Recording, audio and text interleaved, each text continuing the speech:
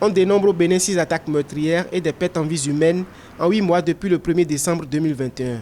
La réponse militaire a permis la sauvegarde du territoire jusqu'à la hauteur de la zone frontière du Bénin et du Burkina Faso, Kouloukwalou. Pour contrer les actions des terroristes et éviter que les zones frontalières deviennent des sanctuaires fortifiés pour les assaillants, l'opération multinationale intitulée Koudangou 4 renforcée devrait démarrer avant la fin de l'année 2022.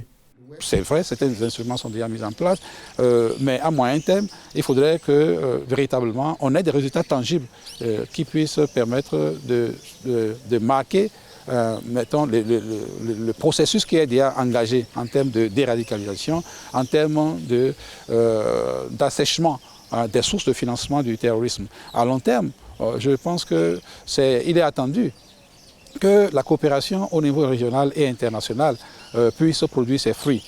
L'initiative d'Accra devrait être amplifiée. La dernière attaque meurtrière perpétrée au nord-ouest du pays contre un commissariat de police, notamment à Materi, dans la nuit du 25 au 26 juillet 2022, a causé le décès de 2 policiers. La riposte à cette dernière a permis de neutraliser 2 assaillants, selon l'état-major de l'armée béninoise. Depuis les premières attaques en décembre 2021, le dispositif sécuritaire a été renforcé. 1 millier de personnel militaire a été déployé le long de la frontière avec le Togo, dans la localité dénommée Tampaga, jusqu'à la frontière avec le Nigeria, du côté de Segbana et Kalali.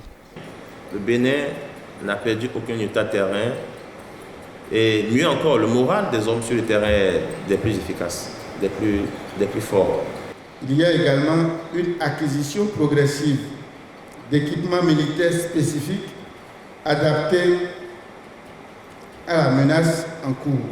A noter que de nombreux observateurs s'inquiètent d'une éventuelle jonction des nébuleuses terroristes en Afrique de l'Ouest, en Afrique centrale et en Afrique orientale.